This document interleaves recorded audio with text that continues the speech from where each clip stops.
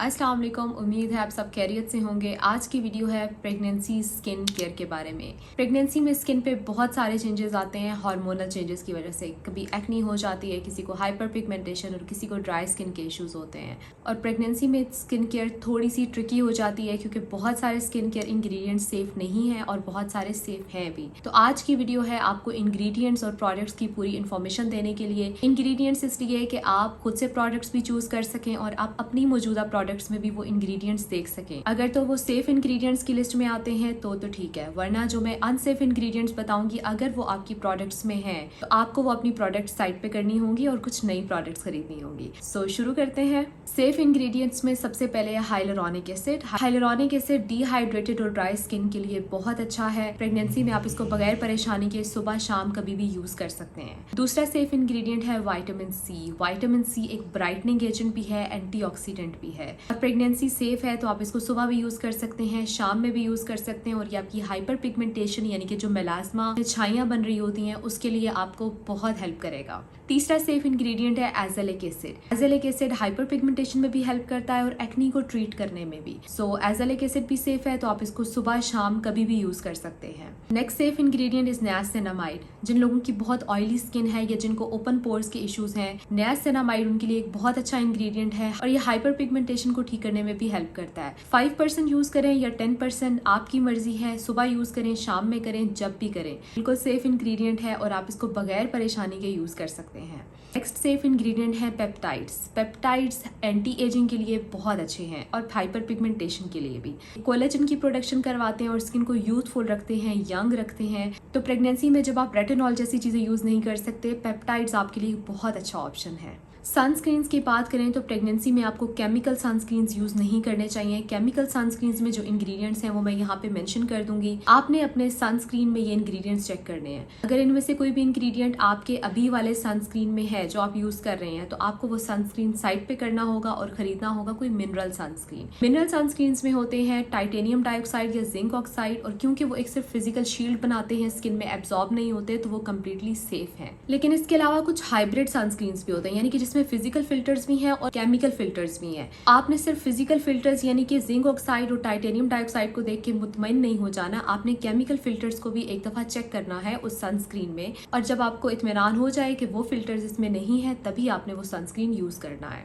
Exfoliants की बात करें तो एक्सफोलिएंट्स प्रेगनेंसी में सेफ हैं लेकिन कम परसेंटेजेस में। लैक्टिक एसिड और मेंटेलिक एसिड क्योंकि बहुत जेंटल एक्सफोलिएंट्स हैं वो सेफ हैं। सैलिसाइलिक एसिड को आप हफ्ते में 1 या 2 बार कम परसेंटेज में यानी कि 2% या 2% से कम परसेंटेज में यूज कर सकते हैं। हाइपर पिगमेंटेशन की बात करें तो जो लोग glycolic acid, lactic acid use कर रहे होते हैं ये दोनों सेफ हैं, लेकिन ग्लाइकोलिक एसिड की परसेंटेज 7% या 7% से कम होनी चाहिए। इससे ज्यादा की परसेंटेज आपको यूज नहीं करनी चाहिए। अब बात करते हैं अनसेफ इंग्रेडिएंट्स में, जिसमें टॉप ऑफ द लिस्ट है retinoids. Retinoic acid, retinol, retinal, retinyl esters, आप इसको जिस नाम से भी जानते हैं, प्रेगनेंसी में ये सेफ नहीं है। ये सब के सब विटामिन ए डेरिवेटिव्स हैं और ये टेराटोजेनिक है यानी कि ये बच्चों में डिफेक्ट्स कर सकते हैं। आपको कोई भी ऐसी प्रोडक्ट यूज नहीं करनी है जिसमें रेटिनॉइड्स की कोई भी फॉर्म मौजूद हो। इसके अलावा कुछ और भी इंग्रेडिएंट्स हैं जो सेफ नहीं है और इनका जानना इसलिए बहुत जरूरी है क्योंकि जो आपकी व्हाइटनिंग क्रीम्स होती हैं उनमें ये इंग्रेडिएंट्स अक्सर पाए जाते हैं। तो अगर आप ऐसी कोई क्रीम यूज कर रहे हैं जिसमें अल्फा आर्ब्यूटन, हाइड्रोक्विनोन या लिकोरिश रूट एक्सट्रैक्ट है तो प्लीज उनको साइड पे कर दीजिए और उनको आप अभी यूज नहीं कर सकती। अब let's get into the routine के प्रेगनेंसी में आपकी स्किन के रूटीन में कौन कौन सी प्रोडक्ट्स हैं जो आप यूज कर सकते हैं। कुछ प्रोडक्ट रिकमेंडेशंस हैं, यहाँ पे पिक्चर्स अटैच कर दूंगी और डिस्क्रिप्शन बॉक्स में आपको सारी डिटेल्स मिल जाएंगी।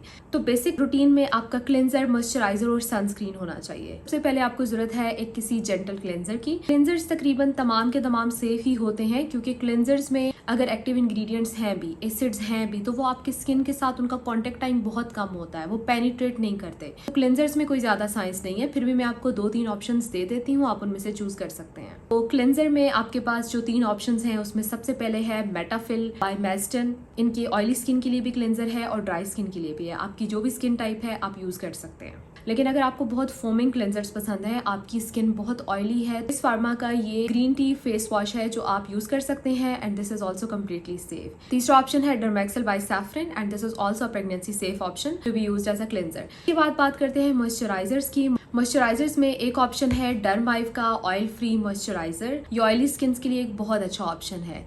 सेकेंड ऑप्शन इज जॉश की vitamin E plus hyaluronic acid cream. इसमें विटामिन ई और हाइलुरोनिक एसिड दोनों है, तो आपको सेपरेटली एक हाइलुरोनिक एसिड सीरम यूज करने की जरूरत नहीं पड़ेगी। This cream is very good for people who have dry skin. Next आती है Cerapair by Primary. This is a really good product. इसमें बहुत अच्छे इंग्रेडिएंट्स हैं और सब के सब प्रेगनेंसी सेफ हैं। एक ऐसा मॉइस्चराइजर है कि अगर आपकी स्किन बहुत ड्राई है, इरिटेटेड है और बैरियर डैमेज्ड है या बहुत रेड हो जाती है, तो this is a perfect option for you. Sunscreen की बात करें तो मिनरल सनस्क्रीन में बहुत सारे ऑप्शन हैं, जैसे कि सोलारिस, जैसे कि यू व्हील, जे ब्यूटी का एक मिनरल सनस्क्रीन है। इसके अलावा न्यूट्रोजिना शेयर सनस्क्रीन भी बहुत अच्छा है। लेकिन ये सब के सब सनस्क्रीन क्योंकि मिनरल है और मिनरल सनस्क्रीन की व्हाइट कास्ट होती है, तो अगर व्हाइट कास्ट आपको पसंद है, जैसे कि कुछ लोगों को जिनका फेयर कॉम्प्लेक्शन होता है, व्हाइट कास्ट उनको पसंद होती है कि थोड़ा सा हमारा टोन अप हो जाता है तो हमें अच्छा लगता है। लेकिन अगर आपको व्हाइट कास्ट नहीं पसंद तो आपके लिए ऑप्शन है rays of SPF 50 by Josh. Again इसमें हाइलुरोनिक एसिड भी है, विटामिन सी भी है, तो आपको सेपरेटली ये सीरम यूज करने की जरूरत नहीं पड़ेगी। स्पेशली गर्मियों में जब आप बहुत ज्यादा चीजें स्किन पे नहीं लगा सकते, तो this is a perfect option. मुंह धोएं और ये लगा लें, दैट्स इट।